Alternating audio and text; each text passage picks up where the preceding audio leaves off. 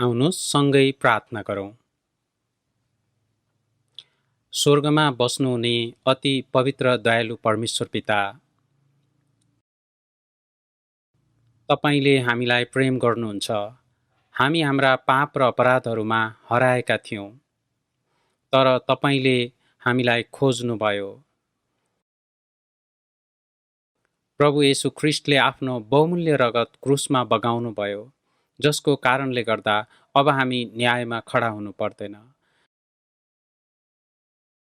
तपाईले हामीलाई पापबाट छुटकारा गरिदिनुभयो र हामीलाई सित्तैमा बचाइदिनुभयो। यो ठुलो अनुग्रहको लागि हामी तपाईलाई धन्यवाद चढाउँदछौँ। तपाईले हामीलाई अनन्त जीवन र अनन्त आशा दिनुभएको छ। यो छोटो जीवनमा तपाईको सेवा गर्न र तपाईको इच्छा पूरा गर्न हामीलाई सहायता गरिदिनुहोस्। सत्यको सुसमाचार प्रचार गर्न तपाईको आज्ञाकारी भई अघि बढ्न सहायता गरिदिनुहोस्। हामीलाई आजसम्म यसरी जिउन सहायता गर्नुभएको तपाईको यस अनुग्रहका लागि पनि धन्यवाद चढाउँदछौँ।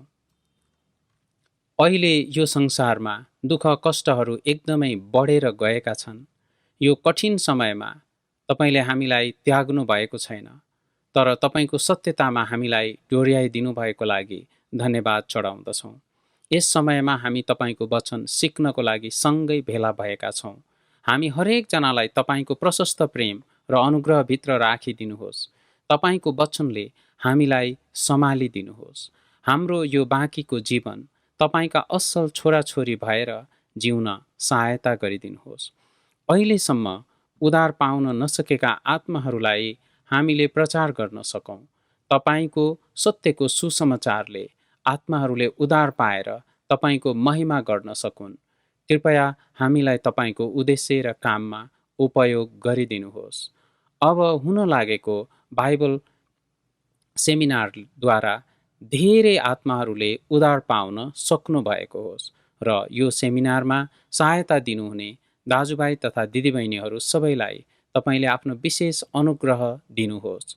हराइरहेका आत्माहरूलाई तपाईको जस्तै हृदय लिएर प्रेम गरी प्रचार गर्न सहायता गरिदिनुहोस्। कृपया हामीलाई त्यो शक्ति र उत्साह दिनुहोस्। देशैभरि भएका मण्डलीहरूको र विदेशमा पनि भएका मण्डलीहरूको सबैको साथमा व्यक्तिगत रूपमा तपाईले सहायता गरिदिनुहोस्।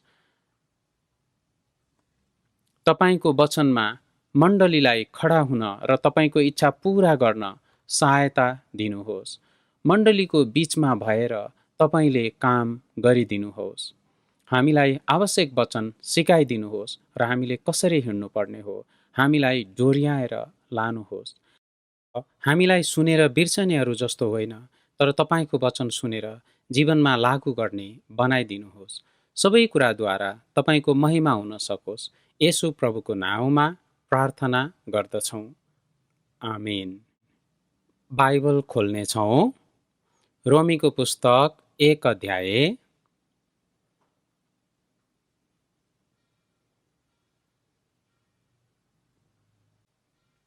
रोमीको पुस्तक 1 अध्याय 16 र 17 पद। रोमी 1 को 16 पददेखि। किनकि सुसमाचारसँग म शर्माउँदिन, किनभने विश्वास गर्ने प्रत्येकका मुक्तिको निम्ति यो परमेश्वरको शक्ति हो, पहिले यहुदीहरूका निम्ति र अन्य जातिहरूका निम्ति पनि। किनकि सुसमाचारमा परमेश्वरबाट आउने धार्मिकता प्रकट भएको छ, त्यो धार्मिकता जो चाहिँ सम्पूर्ण रूपले विश्वासद्वारा नै आउँछ। यस्तो लेखिएको छ, धर्मी चाहिँ विश्वासद्वारा नै जिउनेछ। यहाँसम्म।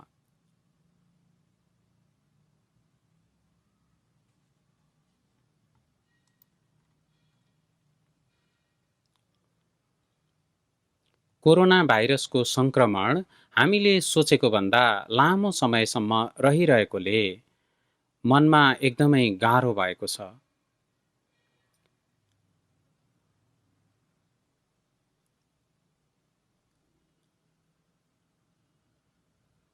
हामी यसरी सँगै भेला भएर वचन सुन्दै सङ्गति गर्दै अगाडि बढ्नुपर्नेमा कति कुराहरूले हामीलाई रोकेको हुनाले हामीले चाहे जसरी गर्न सकिराखेका छैनौँ। अनि म एकदमै विश्वास गर्छु कि परमेश्वरले हामीलाई अर्को मौका दिनुहुनेछ अनि म त्यो मौका आओस् भनी प्रार्थना गर्दछु। अहिले हामीलाई गाह्रो भइरहेको भए तापनि हामी सुसमाचार प्रचार गर्नेछौँ। हामीले साहससँग सुसमाचार प्रचार गर्नको लागि आवश्यक गर्नुपर्ने सबै कुराहरूको तयारी गर्नुपर्छ। दोस्रो तिमोथी 4 अध्यायको 1 र 2 पदमा रोमको झ्यालखानाभित्र पावल प्रेरित सुसमाचार प्रचार गर्दै हुनुहुन्थ्यो। उहाँलाई हत्या गर्नुभन्दा अगाडि तिमोथीलाई उहाँले पत्र पठाउनुभयो र पत्रमा भन्नुभयो, परमेश्वरको सामने र जिउँदा र मरेकाहरूको इन्साफ गर्न आउनुहुने ख्रीष्ट येशूको सामने अनि उहाँको आगमन र राज्यलाई ध्यानमा राखेर म तिमीलाई कडा आज्ञा दिँदछु। दोस्रो तिमोथी 4:2 वचन प्रचार गर, समय र बेसमयमा तत्पर बस।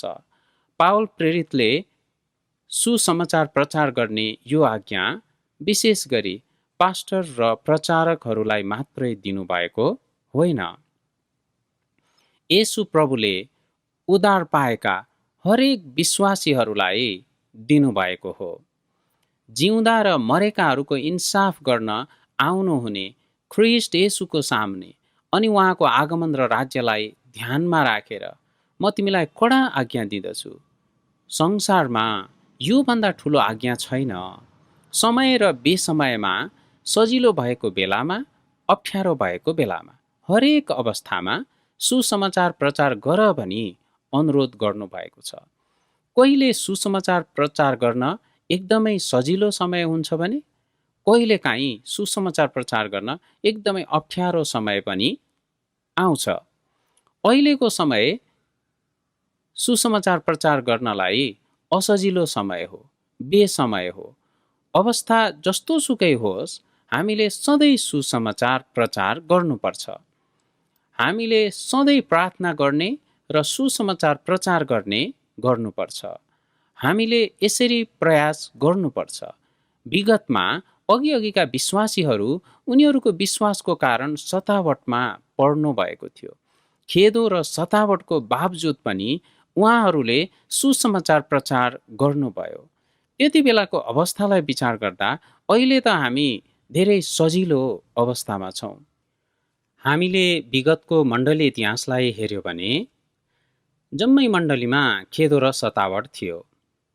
त्यस बेलामा धेरै झुटा नाम मात्रका विश्वासीहरू मण्डलीमा प्रवेश गरेका थिए।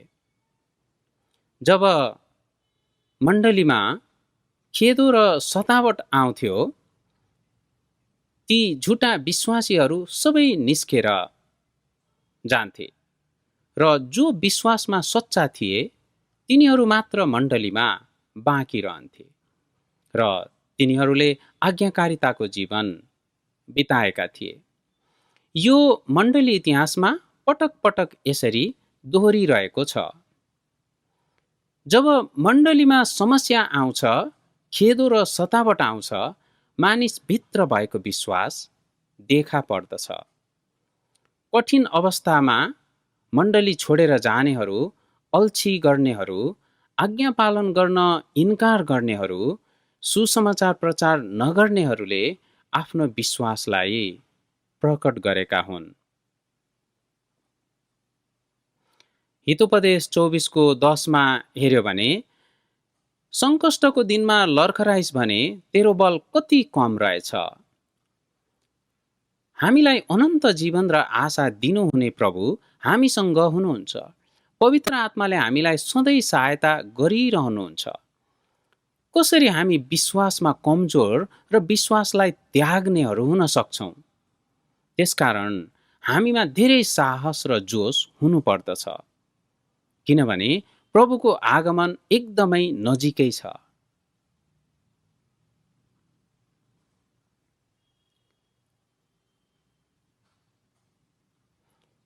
किनकि अब एकैछिनमा आउनुहुने चाहिँ आउनु नै हुनेछ र बिहालो गर्नुहुने छैन। येशू प्रभुले आउने प्रतिज्ञा गर्नुभएको छ। जब ठिक समय आउँछ उहाँ आउनुहुनेछ अनि त्यस बेलामा हामी उहाँको अगाडि खडा हुनेछौँ।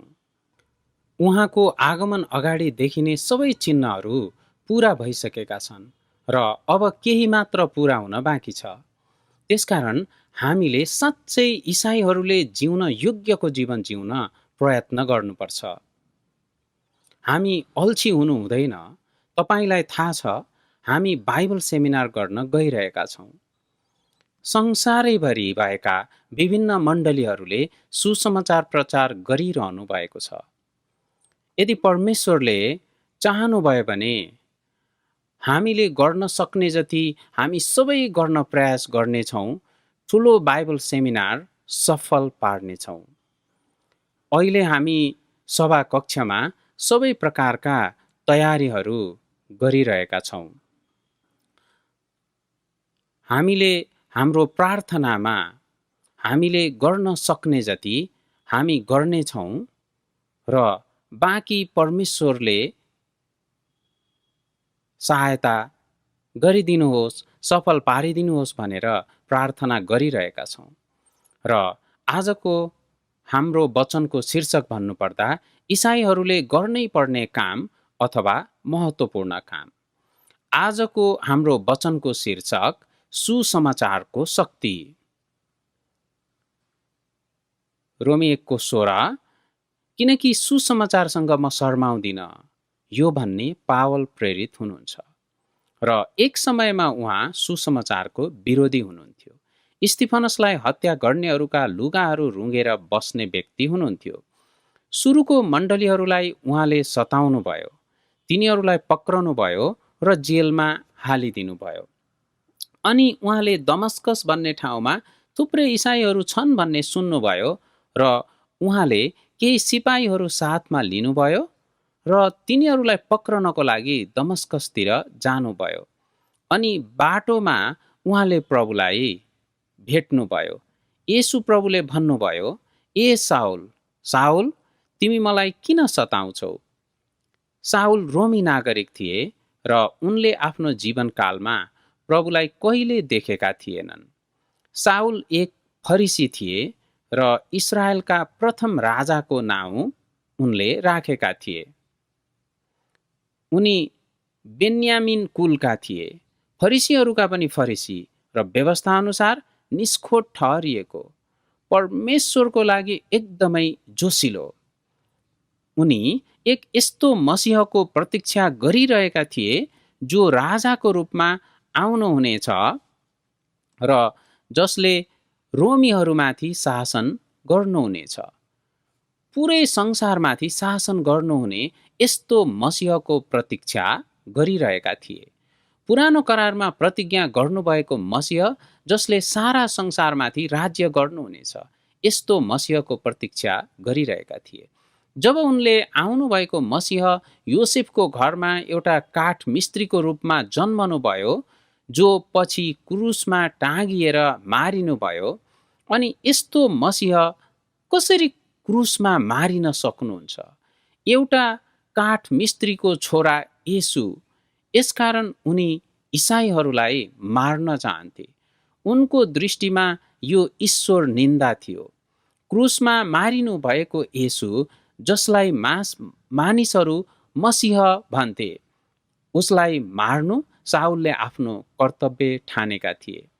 तर येशू ख्रीष्टले भन्नुभयो, साउल साउल तिमी किन मलाई सताउँछौ? यूहन्ना 15:18 यदि संसारले तिमीहरूलाई घृणा गर्दछ भने तिमीहरू जान कि तिमीहरूलाई घृणा गर्न अघि त्यसले मलाई घृणा गरेको हो। इसाईहरूलाई सताउनु भनेको येशू ख्रीष्टलाई नै सताउनु हो। त्यसै कारण येशू ख्रीष्टले भन्नुभयो, तिमी मलाई किन सताउँछौ? साउलले भने, तपाईँ को हुनुहुन्छ? येशूले भन्नुभयो, म नासरतको येशू हुँ जसलाई तिमी सताइरहेका छौ। पावलले घुँडा टेके र त्यो ज्योतिले गर्दा उनी अन्धा भए। साउल जसले येशू ख्रीष्टको विरोध गरे, उनी परमेश्वरको निम्ति जोसिला थिए। साउललाई म परमेश्वरको विरोधमा छु भन्ने कुरा थाहा थिएन। उनलाई भएको भए महिमाका प्रभुलाई क्रुसमा टाङ्ने नै थिएन। परमेश्वरले साउलमाथि कृपा गर्नुभयो अनि परमेश्वरले जस्तो सुकै पापीमाथि पनि आफ्नो कृपा देखाउनुहुन्छ जो उहाँको नजिक आउँछ। यो कुरा देखाउनु भयो अनि परमेश्वरको अनुग्रह प्राप्त गरेको मानिसले कसरी जिउनुपर्छ भन्ने कुरा पनि देखाउनु भएको छ। साउलले आफ्नो नाउँ पावल राख्नुभयो। साउल भनेको ठुलो, पावल भनेको सानो, नम्र हो। परमेश्वरले साउललाई पावल बनाउनु भयो र अन्य जातिहरूको प्रेरित नियुक्त गर्नुभयो र पावल प्रेरितले नयाँ करारका आधाभन्दा बढी पुस्तकहरू लेख्नुभयो। पावललाई परमेश्वरले प्रभावकारी रूपमा उहाँको महिमाको लागि उपयोग गर्नुभयो। पावलले आफूलाई पापीहरूमा मुख्य पापी भन्नुभयो। प्रेरितहरूमा म सबैभन्दा तुच्छ, प्रेरित भनिने योग्यको छैन भन्नुभयो। मण्डलीलाई दुःख दिने, सताउने व्यक्ति, तर परमेश्वरले उहाँ जस्तो पापीलाई पनि बचाउनु भयो र येशू ख्रिस्टको निम्ति ठुलो मिसनको जिम्मेवारी दिनुभयो। परमेश्वरले दिनुभएको अनुग्रहको सुसमाचार प्रचारको जिम्मेवारी पावलले पूरा गर्नुभयो। प्रेरित 20:24 भन्नुभए चाहिँ, तर म आफ्नो जीवनलाई कुनै मोलको र आफ्नो निम्ति प्रिय ठान्दिनँ। सुसमाचार प्रचार गर्नको लागि उद्धार पाएको दिनदेखि रोममा पुगेर घाँटी काटेर मारिनु अगाडिसम्म यो सुसमाचारको लागि आफ्नो प्राणलाई धेरैपल्ट मृत्युको मुखमा पुर्याउनु भयो। जेलमा पर्नुभयो। ढुङ्गाले हानेर उहाँलाई मारेका थिए। त्यो मृत्युबाट बौरी पनि उठ्नुभयो। पावलको जीवनलाई हेर्नुहुन्छ भने एकदमै छक्क पार्ने जीवन छ। 1 कोरिन्थी 11:1 मेरो अनुकरण गर्ने हो जसरी म ख्रिस्टको अनुकरण गर्दछु। येशू ख्रिस्ट हाम्रो उद्धारकर्ता मात्र होइन, तर हामी उद्धार पाएकाहरू सबैको निम्ति एउटा नमुना पनि हुनुभएको छ। येशू ख्रिस्ट हामीलाई उद्धार गर्न क्रुसमा मारिनुभयो र सबै प्रकारका दुःख कष्टहरू उहाँले भोग्नुभयो र मुक्तिको काम पूरा गर्नुभयो। पावल प्रेरितले येशू ख्रिस्टलाई अनुसरण गर्नुभयो अनि पावल सबै विश्वासीहरूको लागि एउटा उदाहरण हुनुभएको छ। उहाँ भन्नुहुन्छ, सबै विश्वासीहरूले सुसमाचार प्रचार गर्नुपर्छ र सुसमाचारकै लागि मर्नुपर्छ। पावल हाम्रो लागि एउटा नमुना बन्नुभएको छ। उहाँले सबै इसाईहरूले कस्तो जीवन जिउनुपर्छ भनी एउटा उदाहरण देखाइदिनु भएको छ। उहाँले सबैभन्दा अगाडि भएर सुसमाचार प्रचार गर्नुभयो र यो उदाहरणलाई हामी सबैले पछ्याउनुपर्छ। जब युद्ध हुन्छ, युद्धमा शत्रुहरूको विरोध गर्नुपर्छ। युद्धमा तपाईले आफ्नै नजिकै भएको साथीलाई मरेको देख्न सक्नुहुन्छ। यति भए तापनि देशको लागि युद्धमा अगाडि बढ्नुपर्छ। यदि तपाईसँग यस्तो हृदय भएन भने तपाईले आफ्नो देशलाई कसरी बचाउनुहुन्छ? युद्धको कप्तान शत्रुहरूको अगाडि साहससँग अगाडि बढेर युद्ध गर्नुहुन्छ। हाम्रो लागि पावल प्रेरित यस्तो उदाहरण हुनुहुन्छ। उहाँले सुसमाचार सबैभन्दा अगाडि भएर सुनाउनु भयो। उहाँले जसरी ख्रिस्टलाई अनुसरण गर्नुभयो, हामीले पनि पावललाई अनुसरण गर्नुपर्छ। नयाँ जन्म पाएका इसाईहरू स्वर्गमा जाने भएर चुप लागेर आरामको जीवन जिउँछन् र? आफ्नो गुरुलाई हेर्नुपर्छ। उहाँले परिश्रम गरेर कसरी पसिना बगाउनु भएको छ। चेलाले आफ्नो गुरुले यसो गरेको देखेर अल्छी गर्दै पछ्याएको स्वीकार्य हुन्छ र? होइन। चेलाले पनि यो भार उठाउन परिश्रम गर्नुपर्छ। येशू ख्रिस्ट हाम्रो लागि मारिनुभयो र यो सुसमाचार प्रचार गर्न धेरैले त आफ्नो जीवन बलिदान गर्नुभयो। उहाँहरूको बलिदानको कारणले नै यो सुसमाचार हामीले प्राप्त गरेका छौँ। हामीले पनि यो बलिदानको बाटोलाई पछ्याउनु पर्छ। त्यसै कारण पावल प्रेरित भन्नुहुन्छ, म सुसमाचारसँग शर्माउँदिन। परमेश्वर पवित्र र आदरणीय परमेश्वर हुनुहुन्छ। उहाँ राजाहरूका पनि राजा हुनुहुन्छ। उहाँले स्वर्गको महिमालाई पुरै रित्याउनु भयो र यो पापी संसारमा आउनुभयो। उहाँ मानिसको शरीर लिएर आउनुभयो। 30 वर्षको जीवन जिउनुभयो। काठ मिस्त्रीको काम गर्नुभयो। त्यो त्यसबेला तुच्छ ठानिएको काम थियो। सबैले हेला गरेको र विभिन्न ठाउँहरूमा सुसमाचार प्रचार गर्दै हिँड्नुभयो। परमेश्वरको शक्तिमा उहाँले सुसमाचार प्रचार गर्नुभयो। तर इस्राएली मानिसहरूले त्यसको विरोध गरे, घृणा गरे।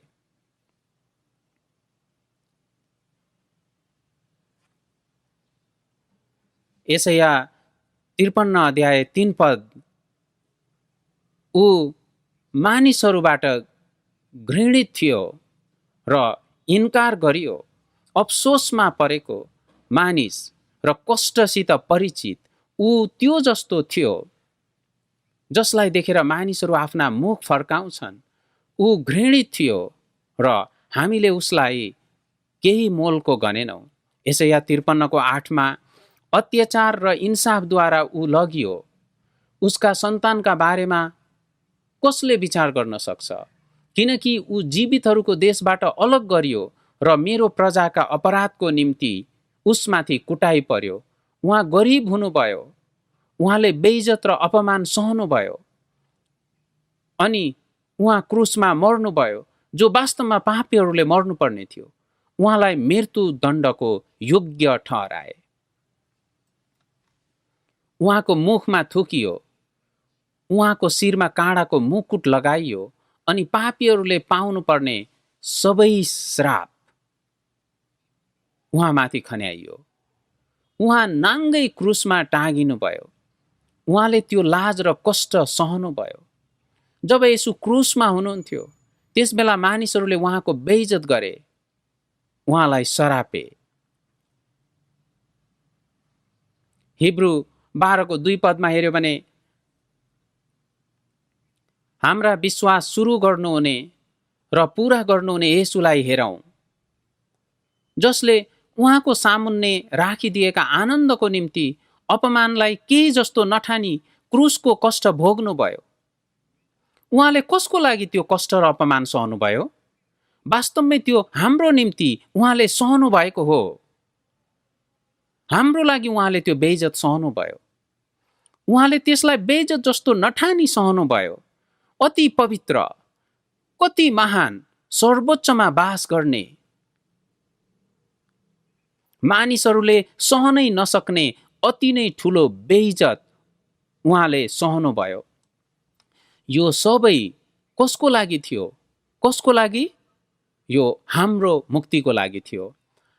हाम्रो पापको कारण हामीले पाउनुपर्ने त्यो दुःख र कष्ट येशू आफैले लिइदिनु भएकाले हामी बचाइएका छौँ। त्यसो भए हामी कसरी सुसमाचारसँग शर्माउन सक्छौँ? कोही मानिसहरू म येशू ख्रिस्टलाई विश्वास गर्छु भनेर भन्न पनि एकदमै अपमानित भएको ठान्दछन्। के येशू ख्रिस्ट तपाईको बेइज्जत गर्ने व्यक्ति हुनुहुन्छ? मुक्ति साँच्चै बेइज्जतको कुरा हो। स्वर्गको राज्यमा जान सक्ने व्यक्ति झन् साहसी र उत्साहित हुनुपर्ने हो। तर कसरी शर्माउने र लज्जित महसुस गर्ने गर्दछन्? हामीले साहससँग सुसमाचार प्रचार गर्नुपर्दछ। मानिसहरूले भनेका कुरा बनाइएका कुरा हुन् र ती झुटा छन्, तर परमेश्वरको वचन मात्रै साँचो छ। जब हामी यति अद्भुत सुसमाचार प्रचार गर्दछौँ, कसरी हामी लज्जित हुन सक्छौँ? त्यसैले दोस्रो तिमोथी 1 को 8 पावल प्रेरितले रोममा आफ्नो घाँटी काटिनुभन्दा अगाडि आफ्नो विश्वासी छोरा तिमोथीलाई पत्र लेखेर यसरी भन्नुभयो, हाम्रा प्रभुको गवाही दिन शर्म नमान। न त म उहाँको कैदीको, तर परमेश्वरको शक्तिमा सुसमाचारको निम्ति दुःख भोगमा तिमी सहभागी हौ। सुसमाचार प्रचार गर्दा प्रेरितहरूले कुटाइ खानु पर्यो, अब येशू ख्रीष्टको नाउँमा नबोल, बोल्यो भने तिमीहरूलाई मार्छौँ। प्रेरितहरू यस्ता कुरादेखि डराउनु भएन। येशू ख्रीष्टको नाउँमा अपमानित हुने योग्यका हामी भयौँ भन्ने कुरामा उनीहरू रमाए। प्रेरितको पुस्तक 16 अध्यायमा हेऱ्यो भने पावल र सिलास फिलिपमा प्रचार गर्दा झ्यालखानामा जानु परेको थियो। त्यसबेला उहाँहरू रोनुभयो, परमेश्वरसँग गनगन गर्नुभयो। मध्यरातमा उहाँहरूले प्रार्थना गर्नुभयो, भजन गाउनुभयो, परमेश्वरलाई धन्यवाद चढाउनु भयो। सुसमाचारको लागि दुःख भोग्न पाएकोमा खुसी हुनुभयो, कष्ट भोग्न पाएकोमा धन्यवादी हुनुभयो, खुसी मनाउनु भयो। सुसमाचार प्रचार गर्दा हामीलाई पनि मानिसहरूले सराप्छन्, गाली गर्छन्। जब यो तपाईमाथि आउँछ भने तपाईँ दुखित हुनुहुन्छ। येशू प्रभुले हाम्रो खातिर हामीलाई बचाउन सबै प्रकारका अपमान र कष्ट सहनुभयो। अघिका विश्वासीहरूले पनि आफ्नो विश्वासको लागि मारिनु पर्यो। यस्ता कष्टहरू भोग्नु परेकोमा तपाईँ डराउनुहुन्छ? फिलिप्पी 1:29 हेर्यो भने हो, किनभने ख्रीष्टको निम्ति तिमीहरूलाई यो दिएको छ कि तिमीहरूले उहाँमाथि विश्वास गर्नु मात्र होइन, तर उहाँको खातिर दुःख पनि भोग्नुपर्छ। हामीले येशू ख्रीष्टमाथि विश्वास गर्ने मात्र होइन, तर उहाँको खातिर दुःख पनि भोग्नुपर्छ। खाने र पिउने कुरा यो संसारको कुरा हो। यो संसारको कुराको लागि हामीले खेदो र सतावट प्राप्त गर्ने होइन। ख्रीष्टको खातिर, सुसमाचारको खातिर हामीले कष्ट भोग्नु पर्दछ। प्रभुको लागि हामीले कष्ट भोग्यौँ भने हामीले धेरै ठुलो इनाम प्राप्त गर्नेछौँ। सुसमाचार प्रचार गर्दा हामी बचाइएकाहरूमाथि कष्ट आउँछ नै। कष्ट भोग्ने कुरा स्पष्ट छ। यो एकदमै स्वाभाविक कुरा हो। संसारले हामीलाई घृणा गर्दछ। येशू प्रभुले भन्नुभयो, संसारले तिमीहरूलाई प्रेम गर्छ भने तिमीहरू श्रापित हौ, किनभने झुटा अगमवक्ताहरूलाई संसारले प्रेम गरेको थियो। तर तिनीहरूले आशिष पाउनेछन् जसले मेरो खातिर दुःख भोग्छन्, कष्ट भोग्छन्, सताइन्छन् र मानिसहरूबाट तिरस्कृत हुन्छन्। जब मानिसहरूले तिमीहरूको नाउँलाई शराबको रूपमा लिन्छन्, त्यस दिन तिमीहरू आनन्दित हो र खुसी मनाओ, तिमीहरूको इनाम ठुलो छ। अगाडिका अगमवक्ताहरूलाई पनि यसै गरी यिनीहरूले सताएका थिए। के उहाँहरूले यस्तो भएपछि सुसमाचार प्रचार गर्न लाज मान्नुभयो? सुसमाचार प्रचार गर्दा कहिले लज्जित पनि हुनुपर्छ। सुसमाचार प्रचार गर्ने काम सजिलो छैन। सुसमाचार प्रचार गरेन भने आराम छ। कोरोना भाइरसको कारणले संगति पनि आउन सकिँदैन, बाइबल सेमिनार पनि गर्न सकिँदैन, प्रचार पनि गर्न सकिँदैन। अनि कोही मानिसहरू अहिले ओहो कति आराम भयो, कति सजिलो भयो, यसरी भन्दैछन्। के तपाईहरूको हृदय पनि यस्तै छ? तपाईहरूलाई निकै आराम महसुस हुँदैछ? कोही मानिसहरू यति निरुत्साहित भएका छन् कि प्रभुको नाउँ लिनै सक्दैनन्। अनि कतिको हृदय एकदमै फरक छ, यिर्मियाको जस्तै।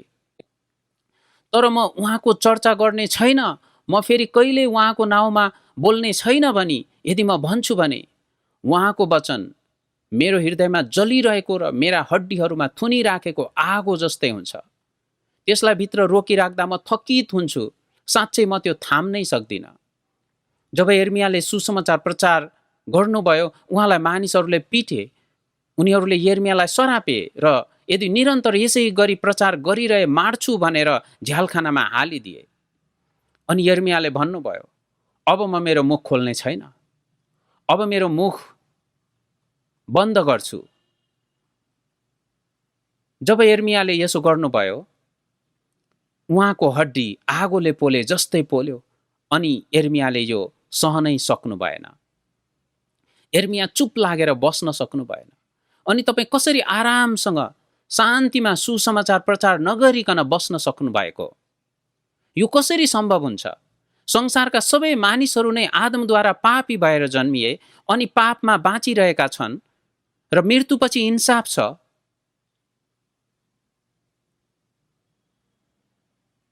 मानिस केही दशक बाँचेर मर्ने गर्छन्।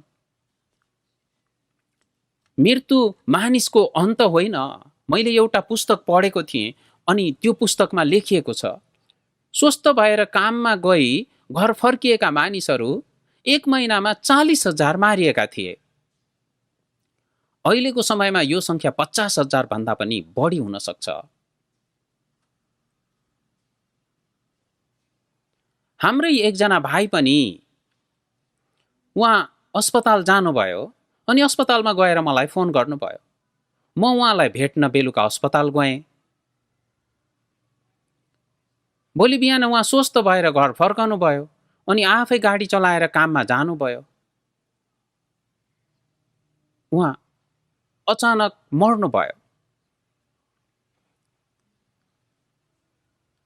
परमेश्वरले भन्नुभएको छ, भोलिको धाक नलगा, एकै दिनमा केही पर्ला भन्ने तँलाई थाहा हुँदैन। येशू प्रभुले भन्नुभयो, आज राति नै तेरो प्राण तँबाट लिइनेछ। कुनै पनि बेलामा हामी मर्न सक्छौं। वृद्ध मानिसहरू मात्रै मर्छन् भन्ने कुरा होइन। जवान मानिसहरू पनि तिनीहरूको जवानी अवस्थामा मर्न सक्छन्, कुनै पनि बेलामा मर्न सक्छन्। मानिस जन्मने बित्तिकै मृत्युतिर दौडिरहेको हुन्छ।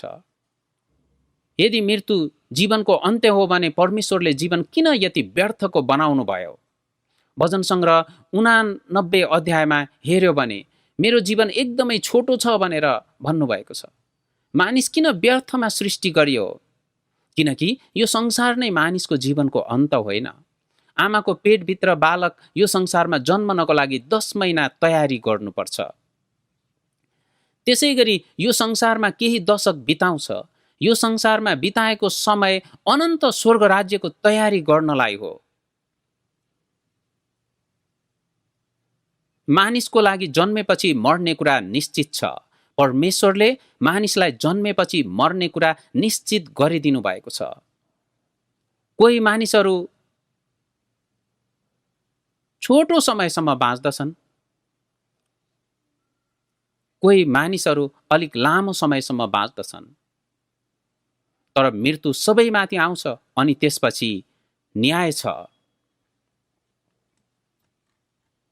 उद्धार पाउन नसकेका मानिसहरू यो न्यायपछि अनन्तको नरकमा जान्छन्। यो दोस्रो मृत्यु हो। नयाँ जीवन प्राप्त गरेकाहरू परमेश्वरले तयार गर्नुभएको अनन्तको स्वर्ग राज्यमा प्रवेश पाउँछन् अनि शैतानलाई आगोको भट्टीमा फालिनेछ। तपाईलाई थाहा छ, जब यो छोटो जीवन सिद्धिन्छ त्यसपछि इन्साफ। प्रकाश 21 अध्यायमा मानिसहरूको काम अनुसार न्याय गरेर तिनीहरूलाई आगोको भट्टीमा फालिनेछ। यो दोस्रो मृत्यु हो।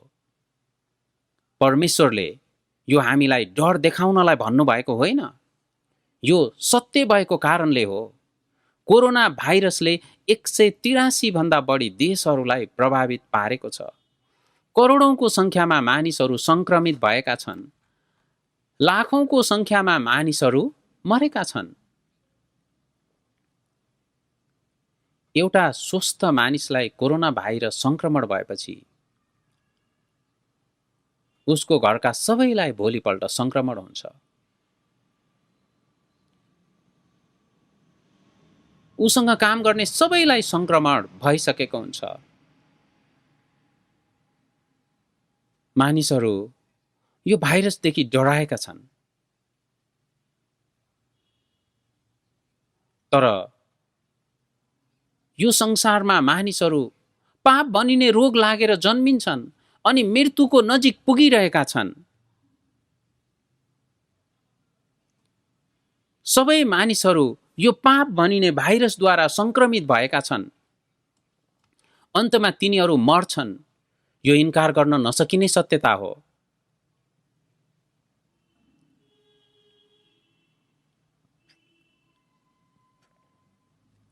के यो पाप बनिने भाइरसको संक्रमणबाट बाँच्ने उपाय छ? हो, छ। 1 तिमोथी 2 अध्यायको 4 मा सबै मानिसहरूले मुक्ति पाउन् र तिनीहरू सत्यको ज्ञानमा आउन् भन्ने इच्छा उहाँ गर्नुहुन्छ। मत्ती 18:14 यसरी नै स्वर्गमा हुनुहुने तिमीहरूका पिताको इच्छा छ कि यी सानाहरूमध्ये एकजना पनि नष्ट नहोस्। फेरि तीतस 2:11-12 किनकि सबै मानिसहरूका मुक्तिको निम्ति परमेश्वरको अनुग्रह प्रकट भएको छ, जसले हामीलाई भक्तिहीनता र सांसारिक तृष्णाहरू त्याग्न र संसारमा संयमी, सोझो र भक्त भएर जीवनयापन गर्न तालिम दिन्छ। दोस्रो पत्रुस 3:9 आफ्नो प्रतिज्ञाको बारेमा प्रभु ढिलो गर्नुहुन्छ भन्ने कसैको भनाइ भए तापनि उहाँ ढिलो गर्नुहुन्न, तर कोही पनि नष्ट नहोस् तर सबैजनाले पश्चाताप गरून् भन्ने इच्छा गरेर प्रभु तिमीहरूप्रति धैर्यवान हुनुहुन्छ। तर यो संसारका मानिसहरूलाई यसको कुनै ज्ञान नै छैन। मानिसको जीवनको मूल्य के हो थाहा छैन। मानिसको जीवनको उद्देश्य के हो तिनीहरूलाई थाहा छैन। उनीहरू परमेश्वरलाई चिन्दैनन्। तिनीहरू मृत्युपछि के हुन्छ भनेर जान्दैनन्। तिनीहरूको आँखाले देख्न सक्ने कुरा भनेको म कसरी मिठो खान र लाउन सक्छु, मिठो खाएर राम्रो लाउँदै जिउँदै हुनुहुन्छ। के यो नै जीवनको वास्तविक उद्देश्य हो? संस्कृतिको विकास भयो, विज्ञानको विकास भयो, प्रविधिको विकास भयो, तर कुनै कुराले जीवनको आधारभूत समस्यालाई समाधान गर्न सकेको छ? औषधिको यति विकास भए तापनि यो आँखाले देख्न नसकिने कोरोना भाइरसलाई मार्न सकेको छैन। धेरै मानिसहरू मरिरहेका छन्। संसारकै अर्थतन्त्र बिग्रिएको छ। एउटा सानो भाइरसलाई पनि यति विकसित भएका कुराहरूले रोक्न सक्दैन। यसले हामीलाई के कुरा सिकाएको छ? मानिसको शक्तिले समस्या समाधान गर्न सक्दैन। मृत्यु यदि जीवनको अन्त्य हुन्थ्यो भने यो त साँच्चै राम्रो हुने थियो। भाइरस होस् अथवा दुर्घटना, हामी मरेर जान्छौँ। त्यसपछि हामी कहाँ जान्छौँ भनेर विचार गर्नुपर्छ। हामीलाई यो सत्य थाहा छ। हामीलाई थाहा छ परमेश्वर सबै मानिसहरूले उद्धार पाएको चाहनुहुन्छ। सबैजना पश्चाताप गरेर फर्केको चाहनुहुन्छ। परमेश्वरको यो चाहना हाम्रो हृदयमा पनि यसै गरी आएको हुनुपर्छ। यदि परमेश्वरबाट हामीले जीवन पाएका छौँ भने परमेश्वरको हृदय नै हाम्रो हृदय भएको हुनुपर्छ। उहाँको इच्छा नै हाम्रो इच्छा भएको हुनुपर्छ। हामीले पनि मानिसहरू बाँचेको चाहना गर्नुपर्छ।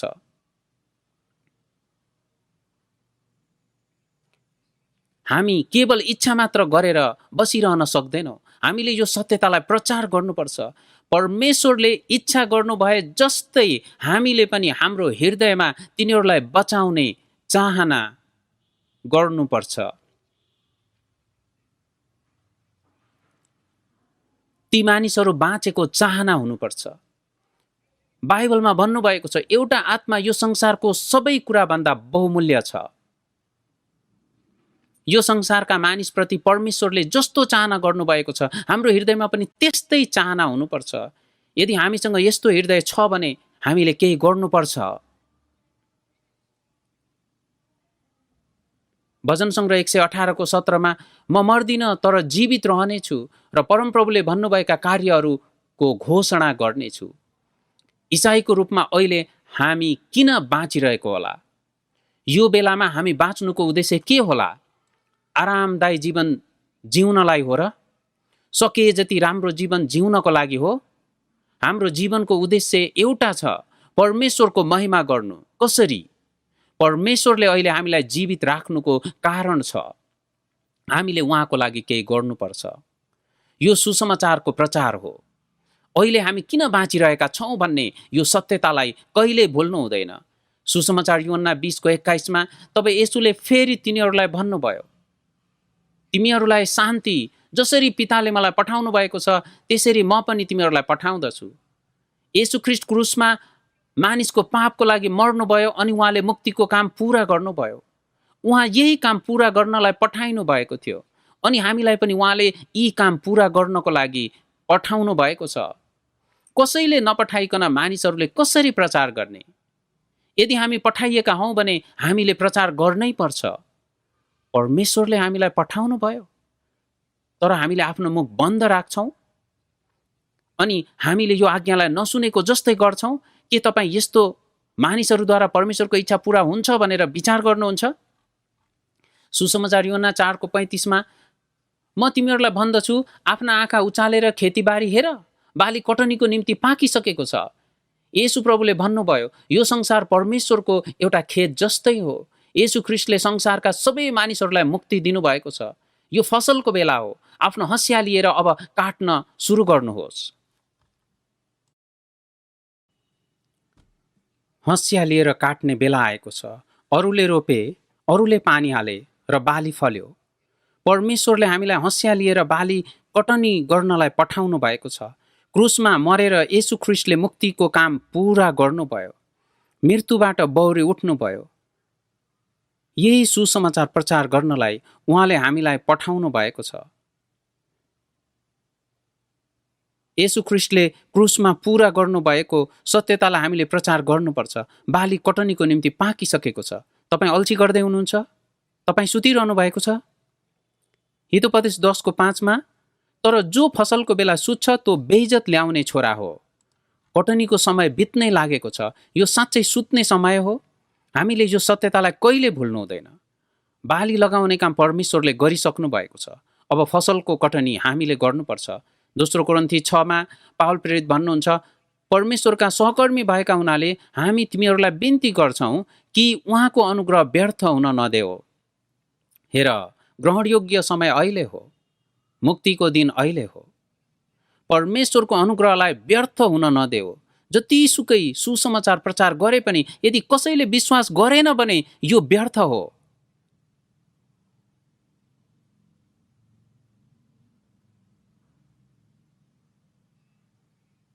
एउटा एकदमै गरिब घरमा एउटा बालक भोकको कारणले मर्नै आँटेको थियो,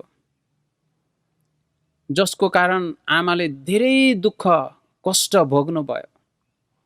अलिकता भात त्यो छोरालाई खुवाउनको लागि खाना तयार गरेर टेबलमा राख्नुभयो र शक्ति पाउनलाई यो खाना खाऊ, छोरा यो तिम्रो लागि हो, खाऊ। अनि छोराले भन्छ, आमा म यो खाना खान सक्दिनँ, किनभने यो खानाको लागि तपाईँले एकदमै दुःख उठाउनु भएको छ। यसरी भन्दै भन्दै छोरा खाना नखाएर मर्छ। यो अवस्थामा आमाले के विचार गर्नुहुन्छ होला? हेर, यो मेरो छोराले मलाई कति आदर गर्छ। के आमाले यसरी विचार गर्नुहुन्छ होला? होइन। यो आमाको अनुग्रहलाई व्यर्थ तुल्याएको हो। यो अनुग्रह फिर्ता गर्नलाई छोराले त्यो खाना खानु पर्थ्यो र शक्ति पाउनु पर्थ्यो र बाँच्नु पर्थ्यो। यो छोराले नखाएर आमाको सबै काम र दुःखलाई व्यर्थ तुल्यायो। विचार गरौँ, कसैले यो कोरोना भाइरसको औषधिको आविष्कार गर्नुभयो। यो भाइरसको औषधि बनाउनको लागि उहाँले धेरै ठुलो दुःख र ठुलो परिणाममा पैसा खर्च गर्नुभयो। अनि कसैले यो औषधि खान इन्कार गरेर मर्नुभयो। यसो हुँदा औषधि खोजेको सबै व्यर्थ भएको हो। येशू ख्रीष्टले क्रुसमा जे गर्नुभएको छ, यदि यो कुरा प्रचार गरिँदैन भने यो व्यर्थ भएको हो। विश्वास नगरेको पनि व्यर्थ तुल्याएको हो र प्रचार नगर्नेले पनि व्यर्थ बनाउँदछ।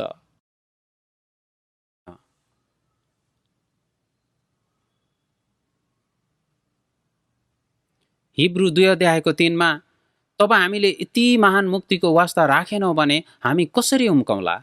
मानिसहरू पाप गरेको कारणले नरकमा जाने होइन, परमेश्वरले दिनुभएको पाप क्षमालाई इन्कार गरेको कारणले हो। धेरै मानिसहरूले परमेश्वरको यो अनुग्रहलाई बेवास्ता गर्छन्।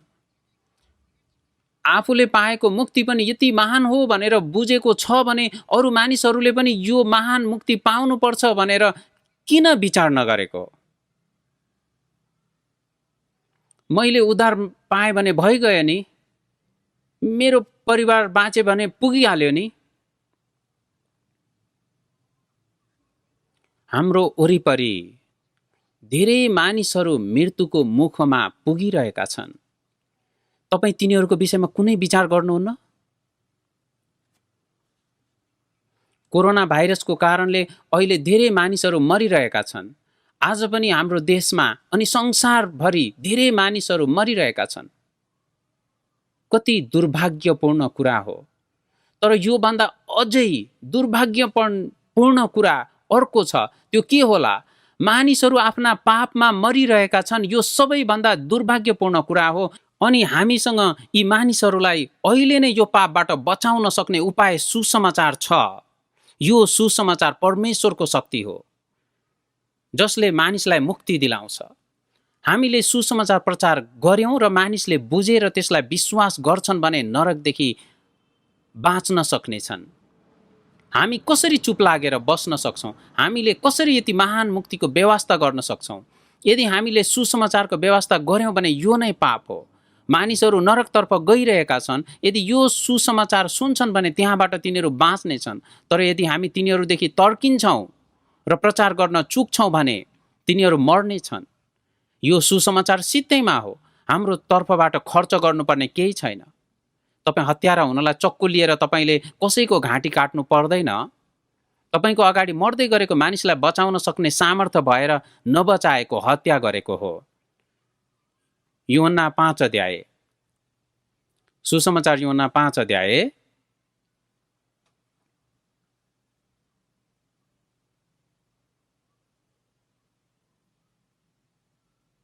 सुसमाचार यूहन्ना 5 अध्याय 17 पद।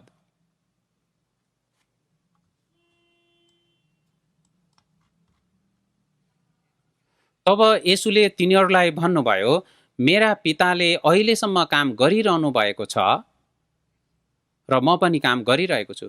येशूले भन्नुभयो, मेरा पिताले अहिलेसम्म काम गरिरहनु भएको छ, त्यसकारण म पनि काम गरिरहेको छु। उत्पत्ति 2 को 1 मा हेर्यो भने परमेश्वरले सबै कुरा बनाएर सिद्ध्याउनु भयो। परमेश्वरले सबै कुरा 6 दिनमा बनाएर सक्नुभयो र 7औं दिनमा उहाँले विश्राम लिनुभयो। उहाँले विश्राम लिनुभएको होइन, तर त्यहाँ गर्ने काम नभएको कारणले विश्राम लिनुभएको हो। परमेश्वरले कहिलेदेखि फेरि काम गर्न सुरु गर्नुभयो? आदमले पाप गर्ने बित्तिकै पापीहरूलाई बचाउने काम परमेश्वरले सुरु गर्नुभयो। येशू ख्रीष्ट यो संसारमा यही मुक्तिको काम पूरा गर्नलाई आउनुभयो। मेरा पिताले पापीहरूलाई बचाउने काम गर्नुभयो र म पनि त्यो काम गर्छु। आउनुहोस् सँगै सुसमाचार यूहन्ना 5 को 21 पढौं। सँगै पढौं। किनभने जसरी पिताले मृतकहरूलाई उठाउनुहुन्छ र तिनीहरूलाई जीवन दिनुहुन्छ, त्यसरी नै पुत्रले पनि जसलाई इच्छा गर्दछ त्यसलाई जीवन दिँदछ। परमेश्वर के काम गर्दै हुनुहुन्छ? परमेश्वर मृतकहरूलाई जीवन दिने काम गर्दै हुनुहुन्छ। यो काम केवल मुखले मात्र गर्न सकिँदैन। कसैले पापको ज्याला तिर्नै पर्छ। जेलमा गएको मानिसलाई धरोटी बिना त्यत्तिकै बाहिर निकाल्न सकिन्छ? कानुनले तोकेको धरोटी तिरेर मात्रै छुटकारा गराउन सकिन्छ। पापको ज्याला मृत्यु हो। येशू ख्रीष्टले पापको ज्याला तिर्नुभयो। उहाँ हाम्रो लागि मारिनुभयो। किन? किनकि मरेकाहरूलाई उहाँले जीवित पार्न सक्नको लागि।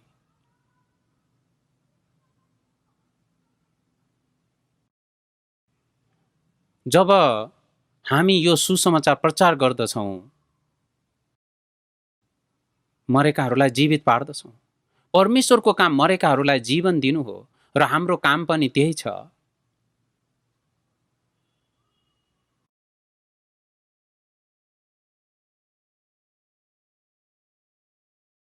हामीले सुसमाचार प्रचार गरेर मरेका आत्माहरू बाँच्ने कुरा चाहिँ परमेश्वरले हामी सँगै भएर काम गर्नुभएको कारणले हो। परमेश्वर हाम्रो साथमा भएर काम गर्नुहुन्छ। हामी परमेश्वरका सहकर्मीहरू हौं। सुसमाचार प्रचार गर्ने काम सजिलो काम हो। यो सानो काम हो। एकैछिनमा हुने काम हो। कसले गर्न सक्छ? के अमेरिकी राष्ट्रपतिले गर्न सक्नुहुन्छ? संसारको सबैभन्दा धनी मानिसले एउटा आत्मालाई किन्न सक्छ? अन्तरिक्ष वैज्ञानिकहरूले एउटा मानिसको आत्मालाई स्वर्गमा पठाउन सक्छन्? सक्दैनन्। हामीले गर्न सक्छौं। जति पनि गर्न सक्छौं। परमेश्वरले यो हामीलाई दिनुभएको अधिकार र जिम्मेवारी हो।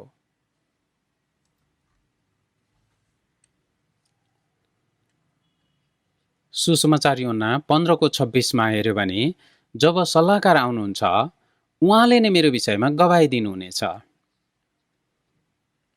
तिमीहरू सुरुदेखि नै मेरो साथमा रहेका हुनाले तिमीहरू पनि मेरो साक्षी हौ। जब उहाँले क्रुसमा चढेर अब सिद्धियो भन्नुभयो, त्यस बेलामा उहाँले मुक्तिको काम पुरा गर्नुभयो। तब पवित्र आत्मा आउनुभयो। येशूको मृत्यु र पुनरुत्थानलाई बुझ्न सक्ने बनाइदिनु हुने पवित्र आत्मा हुनुहुन्छ। यो सत्यतालाई बुझेर विश्वास गर्नेहरूले उद्धार पाउनु भएको छ। तर के यो काम पवित्र आत्माले आफै गर्नुभयो? होइन, अगाडि नै उद्धार पाएकाहरूद्वारा गर्नुभयो। सुसमाचार प्रचार गर्नेहरूद्वारा गर्नुभयो। यसै कारण उहाँले भन्नुभयो, सुरुदेखि नै तिमीहरू मेरो साथमा रहेका हुनाले अब तिमीहरू पनि मेरो साक्षी हौ। जो बचाइएका छन् पवित्र आत्मा तिनीहरू हरेकको साथमा रहेर काम गर्नुहुन्छ। हराएका आत्माहरूलाई, मरेका आत्माहरूलाई बचाउने काम निरन्तर पवित्र आत्माले गर्नुहुन्छ। तपाईले पाएको यो अधिकार, तपाईले पाएको यस्तो जिम्मेवारीलाई तपाईं भुल्न सक्नुहुन्छ? व्यवस्था गर्न सक्नुहुन्छ?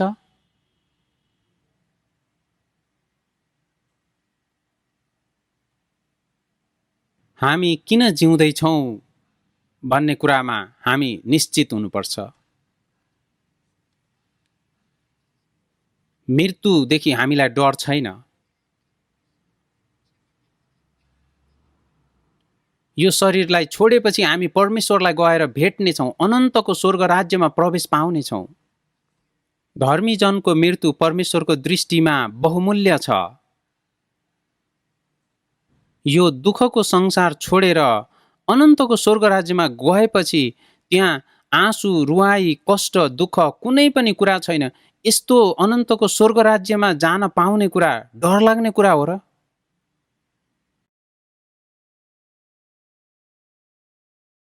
त्यसो भए हामी किन बाँचेको?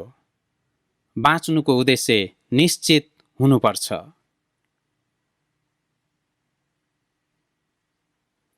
यो अनुग्रहको सुसमाचार प्रचार गर्नको लागि हामीले यो सत्यतालाई भुल्नु हुँदैन। पवित्र आत्मा तिमीहरूमा आउनु भएपछि तिमीहरूले शक्ति पाउनेछौ र तिमीहरू यरुशलेममा, सारा यहुदियामा, सामरियामा र पृथ्वीको अन्तिम छेउसम्म मेरा साक्षी हुनेछौ। युगको अन्तिम समयमा सुसमाचार प्रचार भइरहेको छ। हामी पृथ्वीको पल्लो छेउसम्म पुगिसकेका छौँ। पवित्र आत्मा हाम्रो साथमा रहेर काम गरिरहनु भएको छ, हामीलाई शक्ति दिइरहनु भएको छ। पहिलो कोरिन्थी 1:18 किनकि क्रुसको सन्देश नष्ट भइरहेकाहरूका निम्ति मूर्खता हो, तर हामी उद्धार पाइरहेकाहरूका निम्ति परमेश्वरको शक्ति हो। क्रुसको सन्देश सुसमाचार हो। क्रुसको कारणले नरकको बाटो बन्द भएको छ र स्वर्गको ढोका खुलेको छ। जो नष्ट भइरहेका छन् तिनीहरूलाई यो क्रुसको सन्देश मूर्खता हो। म जवान भएको बेलामा त्यतिखेर कोरियामा युद्ध भइरहेको थियो। ससाना केटाकेटीहरू आएर ती अमेरिकी सेनाहरूलाई चकलेट दिनुहोस् भन्थे र सैनिकहरूलाई केही कुरा दोकानबाट किनेर दिनुहोस् भनेर केटाकेटीहरूले भन्ने गर्थे। ती केटाकेटीहरू सैनिकहरूलाई पछ्याउँदै पछि जान्थे।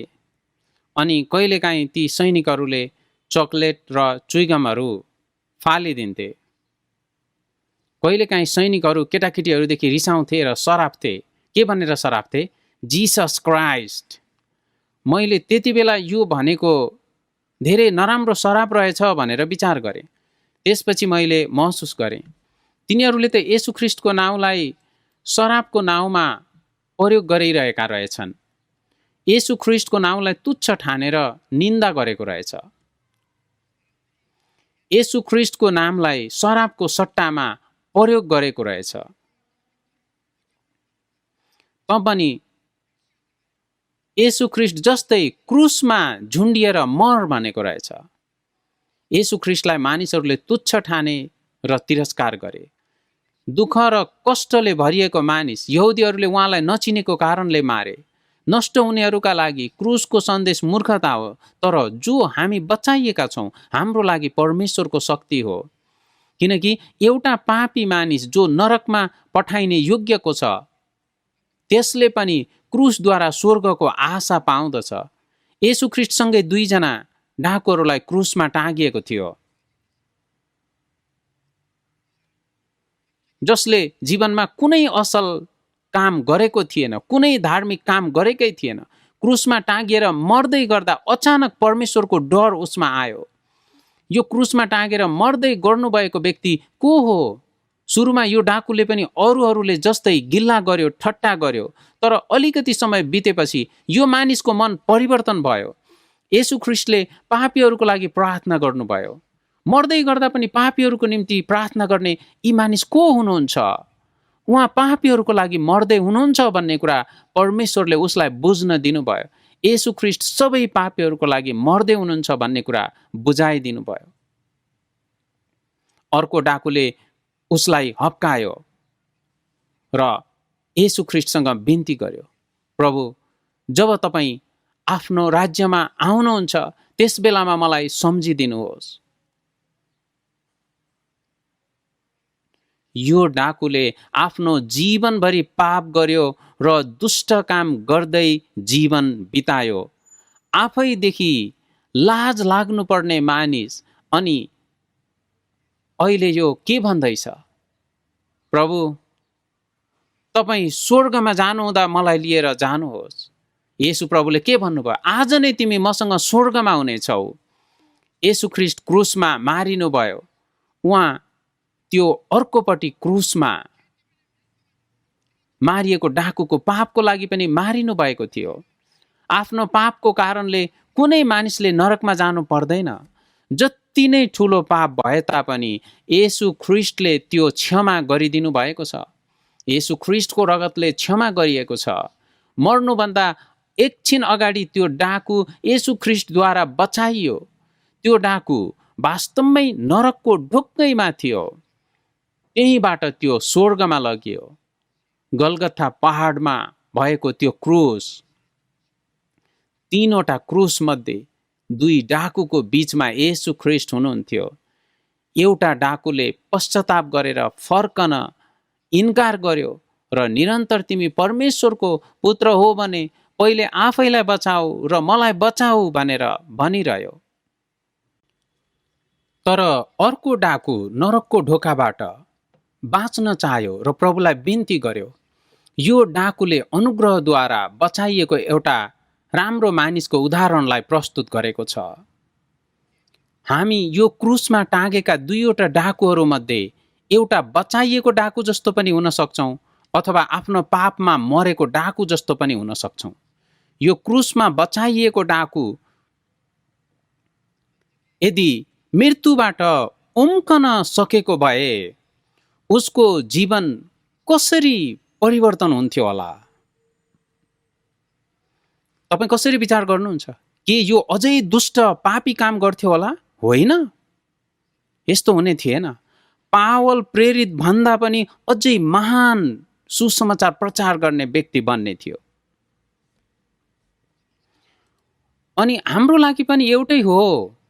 क्रुसको सन्देश हामी जो बचाइएका छौँ यो परमेश्वरको शक्ति हो। हामी कसरी यो सुसमाचारलाई प्रचार नगरिकन बस्ने? सुसमाचारमा त्यो शक्ति छ। विश्वास गर्नेहरू सबै बचाइन्छन्। यो परमेश्वरको शक्ति हो। धेरै समय पहिले मैले एउटा कथा सुनेको थिएँ। एउटा बालक र कुरूप अनुहार भएकी आमाको। आमा कहिले पनि आफ्नो घरबाट बाहिर जाँदैनथिन्, अनुहार धेरै नराम्रो भएको कारणले। एक दिन त्यो बालकले स्कुल जाँदा आफ्नो गृह कार्यको कपी लैजान बिर्सिएछ। आमा त्यो गृह कार्यको कपी लिएर स्कुलमा जानुभयो। उनी छिट्टै स्कुलमा गएर त्यो कापी दिएर हतार हतार फर्कन चाहन्थिन्। तर मानिसहरूले उनलाई देखे अनि मानिसहरूले सोधे, यी को हुन्, किन यिनको अनुहार यस्तो छ? त्यस बेलादेखि स्कुलले केटाकेटीहरूले त्यो बालकको ठट्टा गर्न थाले। त्यो बालक स्कुलबाट घरमा आएपछि रुन थाल्यो। आमाले भन्नुभयो, किन रोएको, किन रोएको? तपाईँ आज स्कुलमा किन आउनुभयो? सबै साथीहरू मेरो ठट्टा गर्दैछन्, तिम्रो आमा यस्ती, तिम्रो आमा उस्ती भनेर। आमाको अगाडि त्यो बालक रोयो। त्यस बेला आमाले एउटा फोटो निकालेर देखाउँदै भन्नुभयो, यो तिम्री आमा हुन्।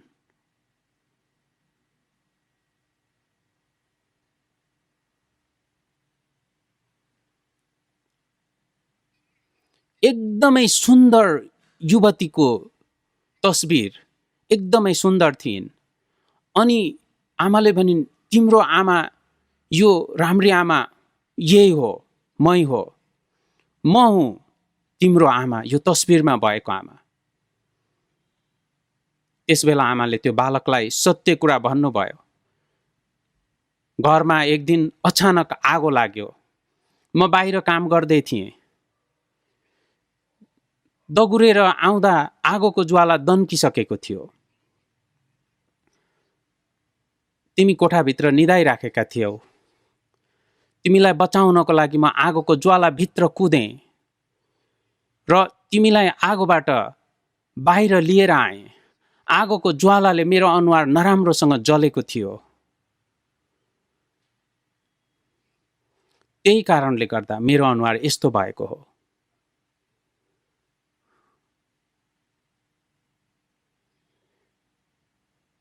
उनले छोरालाई साँचो कुरा भनिन्। बालक आफ्ना आमालाई अँगालो हालेर रोयो। आमा, म दुखित छु, मैले नजानेर यसो गरेँ, मलाई क्षमा गर्नुहोस्। त्यस बेलादेखि त्यो बालक स्कुलमा जान्थ्यो। त्यसपछि साथीहरूले उसको ठट्टा गर्थे। उसले भन्थ्यो, मेरो आमा सबैभन्दा राम्रो आमा हुनुहुन्छ। सबैको अगाडि यसरी ठट्टा गर्दा त्यो बालक पहिले रुँदै भाग्थ्यो, तर अब एकदमै साहससँग भन्दैछ, मेरो आमाको अनुहार सबैभन्दा राम्रो अनुहार हो। यो कुरा शिक्षकले थाहा पाउनुभयो र प्रधानाध्यापकलाई भन्नुभयो। प्रधानाध्यापकले त्यस बेला एउटा सभा बोलाउनु भयो र भन्नुभयो, यस बालकको आमा संसारमै सबैभन्दा अद्भुत आमा हुनुहुन्छ। जब उनीहरूको घरमा आगलागी भयो र त्यो आगोमा यो बालक मर्न लागेको थियो, उनले आफ्नो जीवन दिइन्। उनले आफ्नो जीवनको कुनै वास्ता गरेनन् र आफ्नो छोरालाई बचाउनको लागि आगोको ज्वाला भित्र कुदिन्। त्यसो नगरेको भए बालक मर्ने थियो। यो कारणले गर्दा उनको अनुहार यस्तो भएको। त्यसपछि कसैले पनि त्यो बालकलाई आमाको कुरा लिएर ठट्टा गर्ने साहस गरेनन्।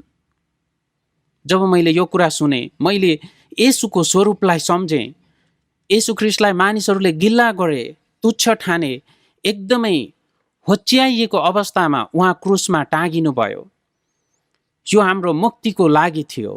येशू ख्रीष्टको यो स्वरूप हाम्रो पापको कारणले थियो। उहाँ जीवितहरूको देशबाट अलग गरिनु भयो, किनकि मानिसहरूको पाप उहाँमाथि हालिएको थियो। पहिले हामीलाई थाहा थिएन, तर अहिले हामीलाई थाहा भएको छ। त्यो क्रुस, पहिल्यैदेखिको क्रुस, डाँडामाथिको क्रुस, दुःख र कष्टले भरिएको त्यो क्रुसलाई म एकदमै प्रिय मान्दछु।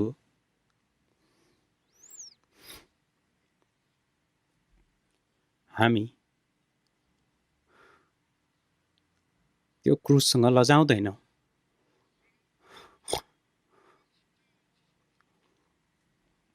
हामी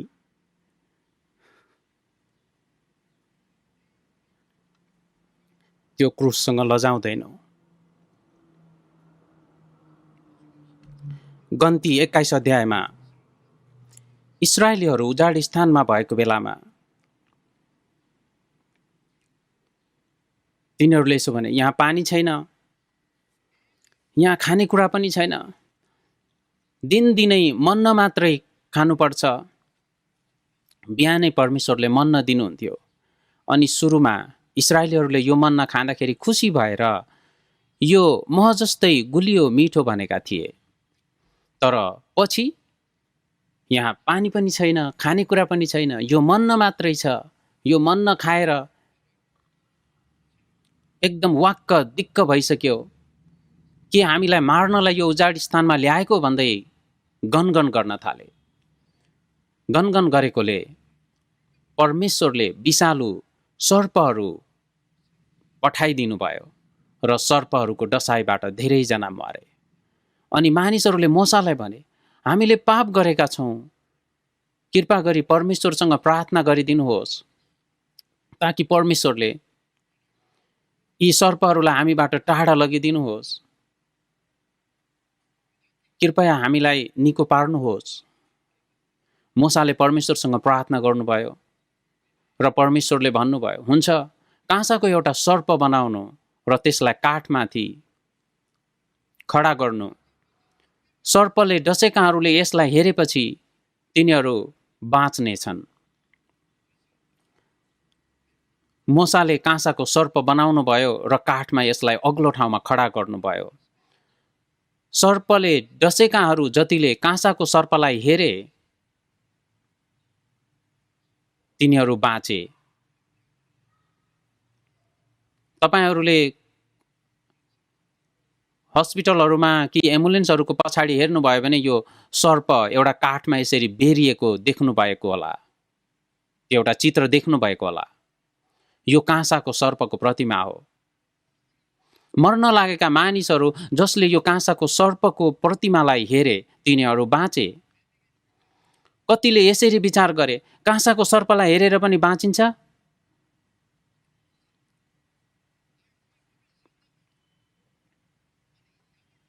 औषधि खानुपर्ने, यसको लागि त औषधि पो दिनुपर्छ।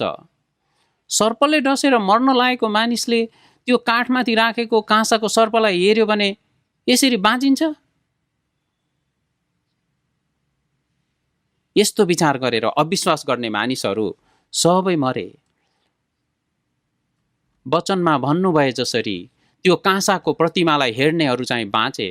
सुसमाचार यूहन्ना 3:14 र 15मा जसरी मोसाले उजाड स्थानमा सर्पलाई उचाले त्यसरी नै मानिसको पुत्र उचालिनुपर्छ र जसले उहाँमाथि विश्वास गर्छ त्यसले अनन्त जीवन पाउँछ। येशू ख्रीष्ट माथि उचालिनु भयो। काँसाको सर्प माथि उचालिनु भनेको के हो? शैतानलाई इन्साफ गरेको कुरा हो।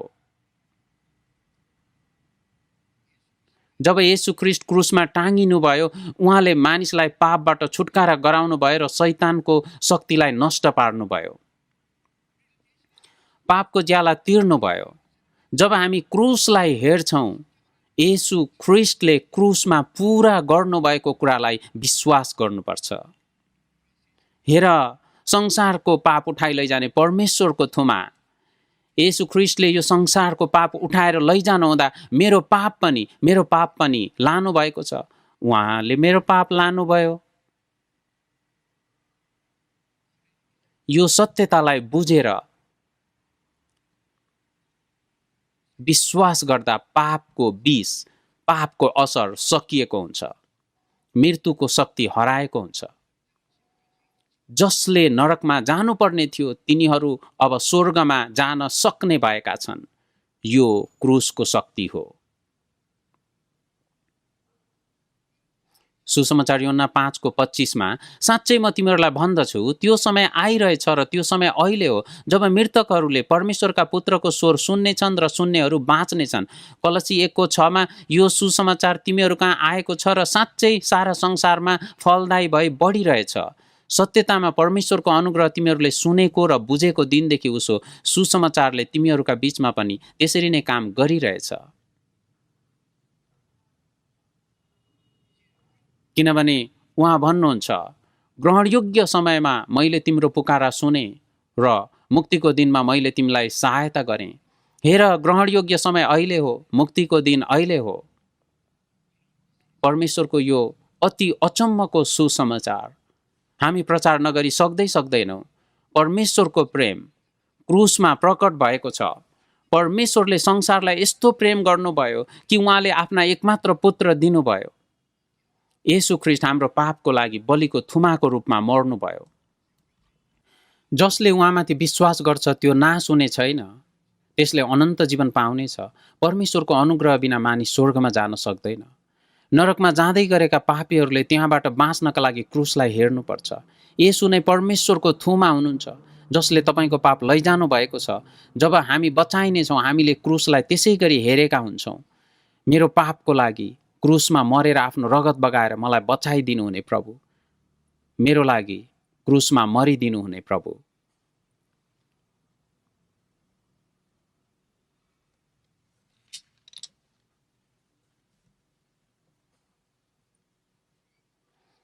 पहिलो यूहन्ना 4:9 र 10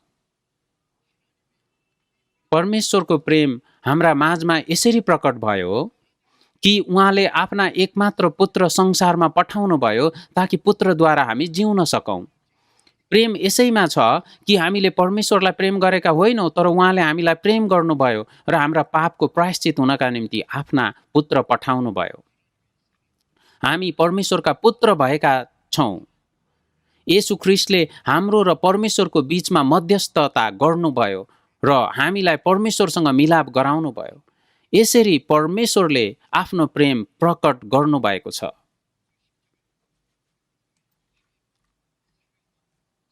क्रुसमा परमेश्वरको प्रेम प्रकट भएको छ। त्यसैले पहिलो यूहन्ना 4:16 यसरी हामी प्रति भएको परमेश्वरको प्रेम हामी जान्दछौँ र विश्वास गर्छौँ। परमेश्वर प्रेम हुनुहुन्छ। परमेश्वरको प्रेमलाई बुझेर विश्वास गरेका छौँ। रोमी 5:8 तर परमेश्वरले हाम्रा निम्ति उहाँको प्रेम यसैमा देखाउनुहुन्छ कि हामी पापी छँदै ख्रीष्ट हाम्रा निम्ति मर्नुभयो।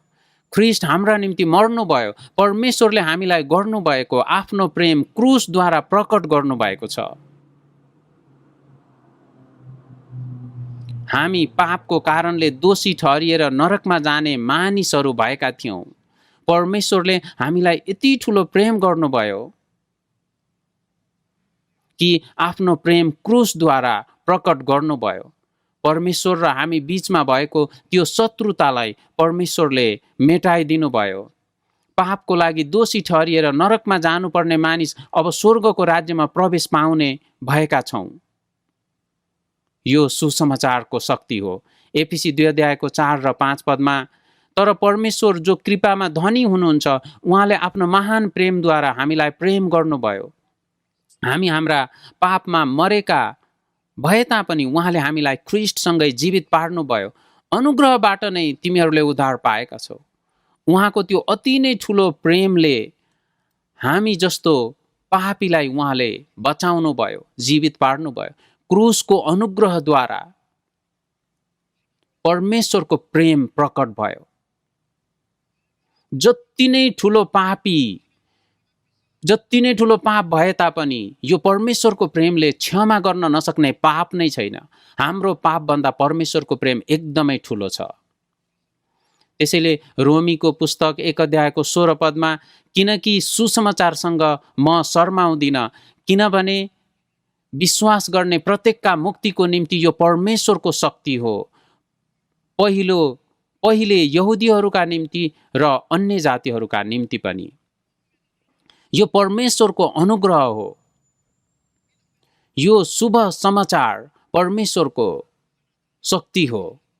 सुसमाचारमा परमेश्वरको धार्मिकता विश्वासद्वारा प्रकट भएको छ। सुसमाचारले कुन कुरालाई देखाएको छ? यो सुसमाचारले परमेश्वरको धार्मिकतालाई देखाएको छ। परमेश्वरको धार्मिकता के हो? हरेक पापी जो व्यवस्थाद्वारा धर्मी ठहरिन सक्दैन, येशू ख्रीष्टद्वारा तिनीहरू धर्मी ठहराइन्छन्। परमेश्वरको छोराछोरी बन्दछन्। परमेश्वरको यो धार्मिकता प्रकट गरिएको छ। मार्टिन लुथरले रोमीको पुस्तक 1 अध्यायको 17 पदको वचनद्वारा उद्धार पाउनु भएको थियो। मार्टिन लुथर जो वास्तवमै एउटा वकिल बन्न चाहनुहुन्थ्यो र त्यसबेला उहाँले कानुन विश्वविद्यालयमा पढ्नु भएको थियो। त्यो समयमा वकिल बन्ने कुरा एकदमै आदरणीय थियो। मार्टिन लुथरका पिताले पनि मार्टिन लुथरलाई वकिल बनाउन चाहनुहुन्थ्यो र त्यसको लागि सहायता गर्नुभयो। एक दिन लुथर आफ्नो साथीसँग जङ्गलमा जाँदै थिए। आँधीबेहरी आयो र चट्याङ पर्यो अनि एउटा रुखलाई चट्याङले हान्यो। लुथरको नजिकै भएको त्यो साथीको तत्कालै मृत्यु भयो। लुथरको साथीलाई चट्याङले हान्यो। कति मानिसहरू यसरी मरेको तपाईहरूले देख्नु भएको होला। यो घटनापछि लुथरले आफ्नो जीवनलाई पुनः विचार गर्न थाले। कसरी मान्छेको जीवन यति छोटो र व्यर्थ हुन सक्छ? लुथरले आफ्नो वकिल बन्ने सपनालाई त्यागिदिए र क्याथोलिक मण्डलीमा गएर अध्ययन गर्न थाले र पछि गएर एकदमै प्रतिभावान पादरी भए। उनी एकदमै बुद्धिमान थिए र परमेश्वरको लागि एकदमै उनमा जोश थियो। क्याथोलिकहरूको एउटा कलेजमा उनी प्राध्यापक बने। तर त्यस समयमा क्याथोलिक चर्च भ्रष्ट भएको थियो।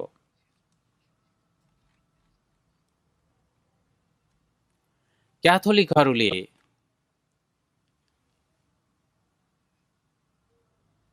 प्रेरित पत्रुसको सम्झनामा केही बनाउन चाहन्थे।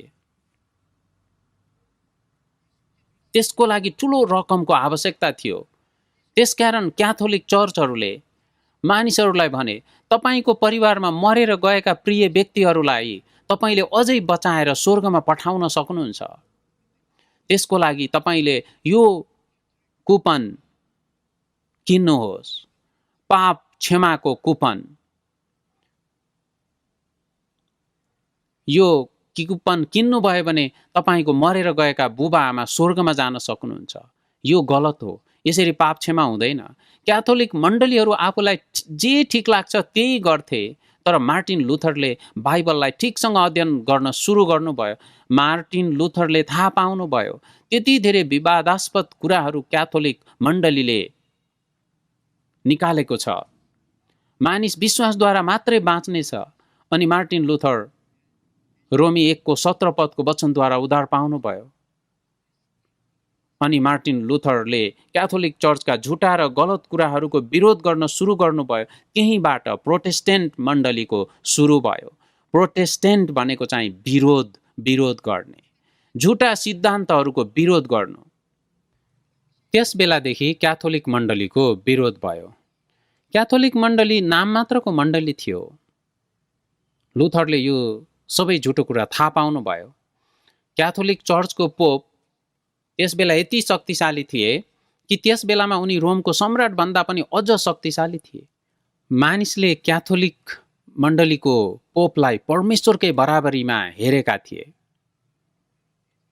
त्यसकारण पोपले कसैलाई मार्न चाहन्थे भने मार्न सक्थे। यसको बावजुद पनि मार्टिन लुथरले क्याथोलिक मण्डलीका गलत सिद्धान्तहरूको विरोधमा खडा हुनुभयो। क्याथोलिक मण्डलीका गलत कुराहरूको पूर्ण रूपले विरोध गर्नुभयो। क्याथोलिक मण्डलीले बनाएका नियम विधानका पुस्तकहरू लुथरले सार्वजनिक स्थानमा ल्याएर सबैको अगाडि जलाइदिनु भयो। यो कस्तो साहस हो! अर्को शब्दमा भन्नुपर्दा लुथरले यो क्याथोलिकहरूसँग युद्ध सुरु गरेको हो। परमेश्वरले लुथरलाई यस युद्धमा सहायता गर्नुभयो।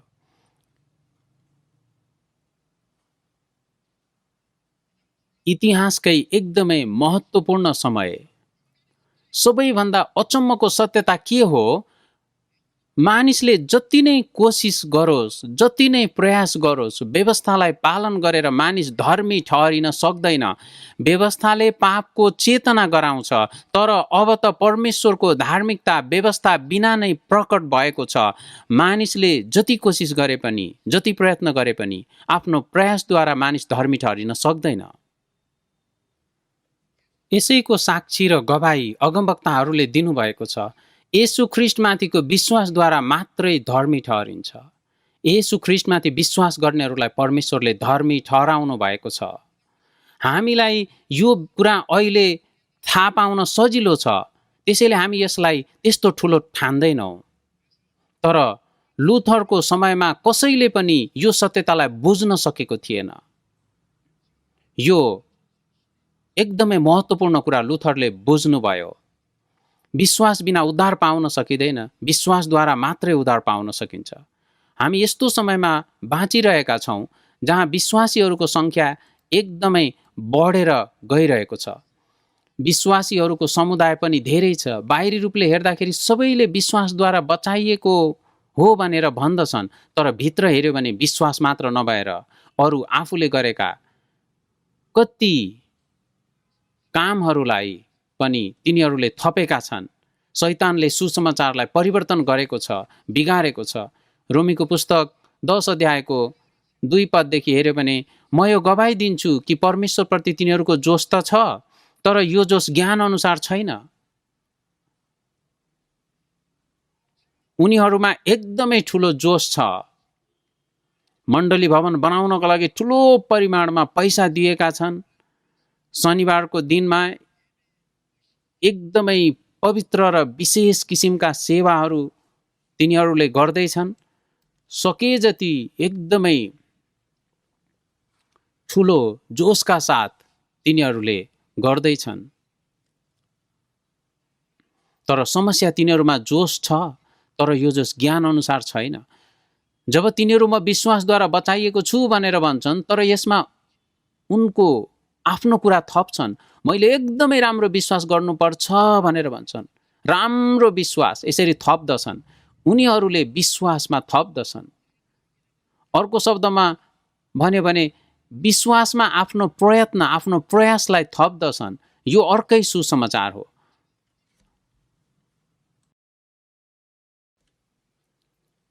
गलाती 2:21 हेऱ्यो भने परमेश्वरको अनुग्रह म पन्साउँदिन, किनकि व्यवस्थाद्वारा धर्मी ठहरिने हो भने त ख्रीष्ट व्यर्थैमा मर्नुभयो। यदि तपाईँले गरेको कुनै राम्रो कामद्वारा बाँच्ने हो भने येशू ख्रीष्टले किन क्रुसमा मर्नु पर्यो त? येशू ख्रीष्टको क्रुसले संसारका सबै मानिसको पाप अनन्तसम्मकै लागि क्षमा गरेको छ। कुनै पनि पाप क्षमा गर्न बाँकी छैन। अझै कोही मानिसहरू सुसमाचारमा केही कुरा थप्दछन्। ख्रीष्टको अनुग्रह पर्याप्त छैन भनेर त्यसमा आफ्नो कामहरू थप्ने मानिसहरू पनि छन्। कति मानिसहरू आफ्नै कामहरूद्वारा धर्मिन ठान्छन्। किन धेरै मानिसहरूमा उद्धारको निश्चयता हुँदैन? उनीहरू विचार गर्छन् कि उनीहरूले पर्याप्त कोसिस गरेकै छैनन्। तपाईँहरू सुरुमा विश्वास गर्नुहुन्छ भने हो म गर्छु भनेर भन्छन्। अहिले उद्धार पाउनुभयो? होइन, छैन। अझै राम्रो विश्वास गर्न सकेको छैन। तिनीहरूका राम्रा कामले तिनीहरूलाई स्वर्गमा होइन तर नरकमा लैजान्छ। त्यसैले हामीले यो सुसमाचार प्रचार नगरिकन हुँदैन। दाउदले भजनमा भन्नुभएको छ, धन्य हुन् तिनीहरू जसका अपराधहरू क्षमा भएका छन् र जसका पापको लेखा परमप्रभुले लिनुहुन्न। परमेश्वरबाट पापको क्षमा पाएको मानिस नै साँच्चै खुसी मानिस हो। पापको क्षमा पाएको व्यक्ति नै परमेश्वरबाट आशिष पाएको व्यक्ति हो। यो साँचो सुसमाचारको क्रम हो। यसलाई अन्तिमसम्म यही क्रममा रहन दिनुपर्छ। यसलाई हामीले थोरै पनि यताउति गर्न सक्दैनौँ। त्यसो भए हामीले ईसाई जीवन जसरी जिए पनि हुन्छ? होइन। हामीले ईसाई जीवन राम्ररी जिउन प्रयत्न गर्नुपर्छ, तर स्वर्गमा जानको लागि प्रयत्न गर्ने होइन। नरकमा जानुपर्ने पापी मानिस अब स्वर्गमा जान सक्ने भएको छ। यो कति ठुलो कुरा हो। परमेश्वरप्रति धन्यवादी हुने हृदय हुनुपर्छ। हामीलाई उद्धार गर्नुहुने प्रभुको निम्ति जिउनुपर्छ। उद्धार पाएको मानिसभित्र पवित्र आत्मा आउनु भएर उसको विचार र भावनालाई परिवर्तन गरिदिनुहुन्छ र प्रभुको निम्ति जिउने हो। अब हामी पापको दासत्वमा छैनौँ। सुसमाचारले हामीलाई स्वतन्त्र पारेको छ। दोस्रो थेसलोनिकी 1:8 र 9 हेऱ्यो भने परमेश्वरलाई नचिन्नेहरूलाई र हाम्रा प्रभु येशूको सुसमाचार नमान्नेहरूलाई उहाँले दण्ड दिनुहुन्छ। तिनीहरूले अनन्त विनाशको दण्ड तथा प्रभुको उपस्थिति र उहाँका शक्तिको महिमाबाट अलग हुने दण्ड भोग्नेछन्। जो बचाइएका छन् तिनीहरू प्रभुको दोस्रो आगमनमा स्वर्गमा उठाइ लगिनेछन् र जसले प्रभुलाई चिनेका छैनन्, उहाँको सुसमाचारलाई मानेका छैनन् र उहाँको वचनको आज्ञाकारिता गरेका छैनन्, तिनीहरूले अनन्तको दण्ड भोग्नेछन् र प्रभुको उपस्थिति र महिमाबाट सधैँको लागि टाढा हुनेछन्।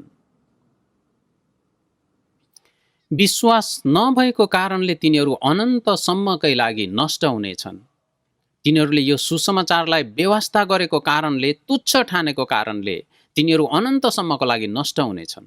तर हामी बचाइएका छौँ। हामीले के गर्नुपर्छ? मर्कुस 16:15 सारा संसारमा गएर सारा सृष्टिलाई सुसमाचार प्रचार गर। प्रभुबाट हामीले पाएको यो सबैभन्दा ठुलो आज्ञा हो।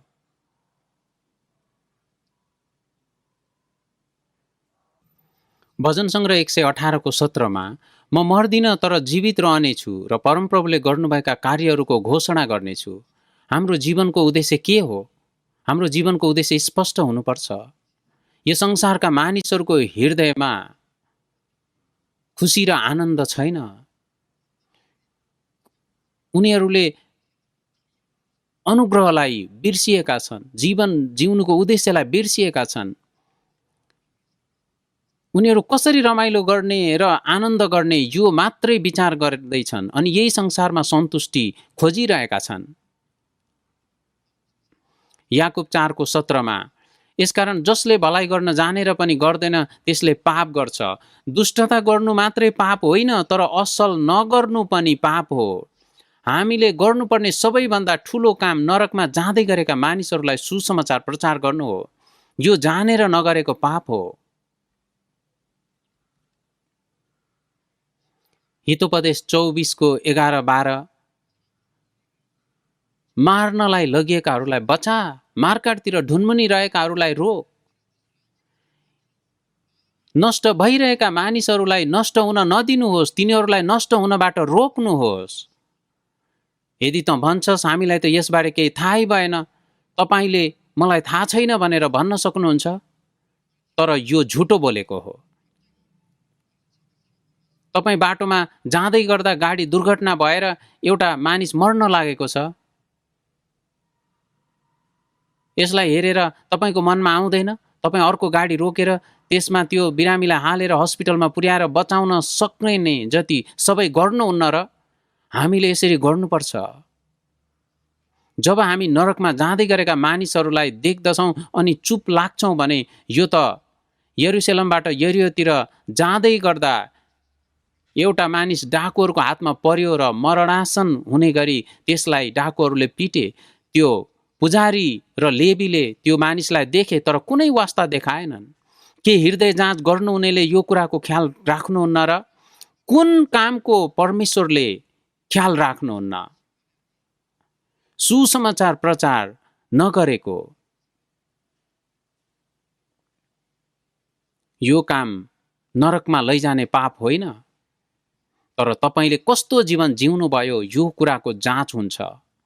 दोस्रो कोरिन्थी 5:10 किनकि हामी सबै ख्रीष्टका न्याय आसनको सामुन्ने खडा हुनुपर्छ। यसरी शरीरमा हुँदा आफूले गरे बमोजिम हरेकले असल वा खराब प्रतिफल पाउनेछ। तपाईले के असल गर्नुभयो, के खराब गर्नुभयो? तपाई शरीरको लागि जिउनु भयो कि आत्माको लागि जिउनु भयो? यी सबै कुराको लेखा लिनुहुन्छ।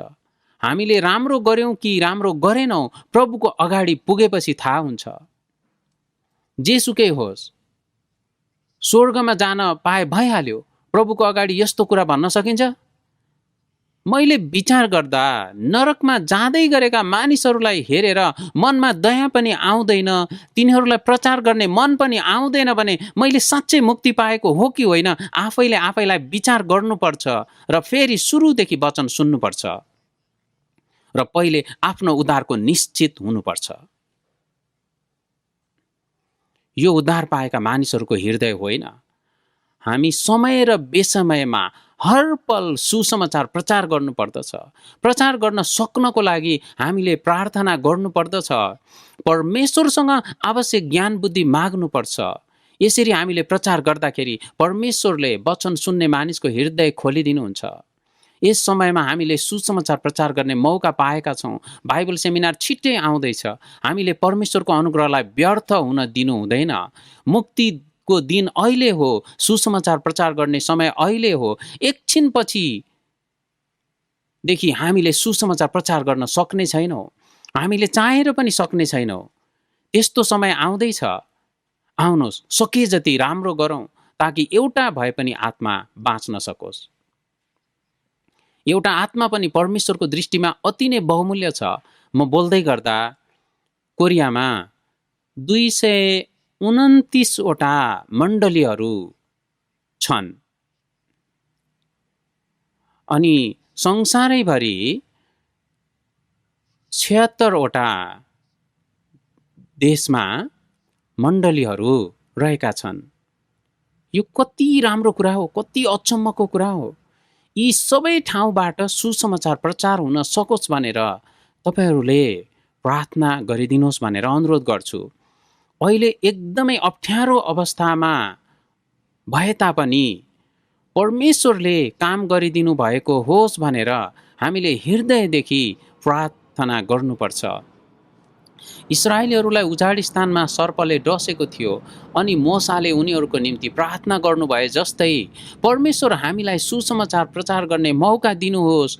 यो सुसमाचार प्रचारमा हामीलाई सहायता दिनुहोस् र हामीले यो मौका पाएका छौँ। हामी यो क्रुसलाई सबैभन्दा माथि आकाशसम्मै उचालौँ अनि क्रुसलाई हेर्यो भने बाँच्ने छौ यति भन्न सकिँदैन र? आएर हेर, कम एन्ड सी।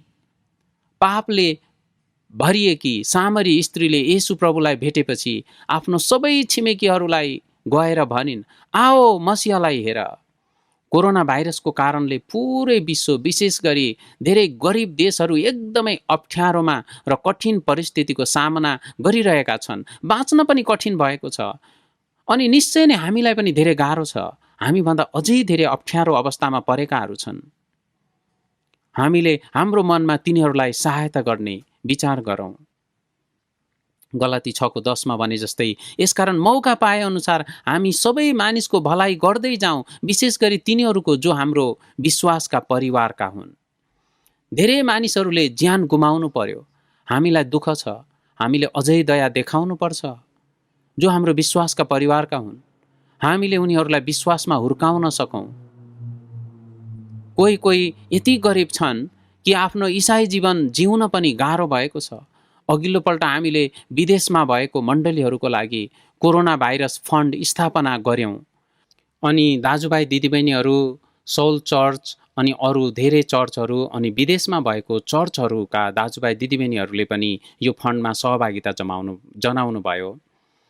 15 लाख अमेरिकी डलर यो ठुलो रकम हो। हामी आशा गर्छौँ यो दाजुभाइ दिदीबहिनीहरू र मण्डलीहरूलाई सहायता गर्ने यो दोस्रो तरिका हो। जहाँ हाम्रो सहायताको आवश्यकता हुन्छ त्यहाँ हामीले सहायता गर्नुपर्छ। जुन पैसा हामीले सङ्कलन गरेका छौँ त्यो 100% नै विदेशमा हुनुभएको मण्डलीहरूको लागि खर्च गर्नेछौँ। विदेशमा भएको दाजुभाइ दिदीबहिनीहरू जसलाई यो सहायताको खाँचो परेको छ, उहाँहरूले मलाई धन्यवाद दिनुभएको छ। यसको लागि तपाईहरू सबैलाई धन्यवाद छ। अब हुन लागेको बाइबल सेमिनारको लागि प्रार्थना गरिदिनुहोस् र सबैजना सहभागी भइदिनुहोस्। आउनुहोस् सँगै प्रार्थना गरौँ। स्वर्गमा विराजमान हुनुहुने दयालु परमेश्वर पिता, अनुग्रहको समय सकिने लागेको छ र तपाईँको न्याय यो संसारमा आउनै लागेको अन्तिम समयमा हामीलाई उद्धार गरिदिनु भयो। तपाईँको यो अनुग्रहको लागि धन्यवाद चढाउँदछौँ। प्रभु, तपाईँको आगमन एकदमै नजिकै छ भनी हामीले बुझेका छौँ। तपाईँले हामीलाई दिनुभएको यो अचम्मको अनुग्रहको सुसमाचार प्रचार गरेर धेरै आत्माहरूलाई बचाउन सकौँ, सबै मानिसहरूले उद्धार पाउन् भन्ने प्रभुको हृदयको चाहना हामीद्वारा पुरा हुन सकोस् भनी हामी प्रार्थना गर्दछौँ। अब हुने बाइबल सेमिनारमा तपाईँले सहायता गरिदिनुहोस्। धेरै मानिसहरूले उद्धार पाएर तपाईँको महिमा हुन सकोस् र प्रभुलाई खुसी दिन सकिएको होस् भनी हामी प्रार्थना गर्दछौँ। हामीलाई ज्ञान बुद्धि दिनुहोस्, शक्ति बल दिनुहोस् र यो अप्ठ्यारो बेलामा पनि सुसमाचार प्रचार गर्न सक्ने बनाइदिनुहोस्। हामीलाई तपाईँको सहायताको आवश्यकता छ, यसको लागि हामी प्रार्थना गर्दछौँ। संसारभरि भएका मण्डलीहरू जसलाई यो आर्थिक सहायताको आवश्यकता छ अनि दाजुभाइ दिदीबहिनीहरूले यो जम्मा गर्नुभएको छ, तपाईँले आफ्नो प्रतिज्ञा अनुसार सबैलाई प्रशस्त आशिष दिनुहोस् र तपाईँको प्रशस्त अनुग्रह सबैलाई पठाइदिनुहोस्। अहिले अप्ठ्यारो अवस्थामा हुनुभएको सबै मण्डलीहरूलाई तपाईँले सुरक्षा गरिदिनुहोस् अनि यो कोरोना भाइरस छिटै हराएर जान सकेको होस्। तपाईँले सहायता गरिदिनुहोस् ताकि हामीले सुसमाचार प्रचार गर्ने अर्को मौका पाउन सकौँ। येशू ख्रीष्टको नाउँमा प्रार्थना गर्दछौँ, आमेन।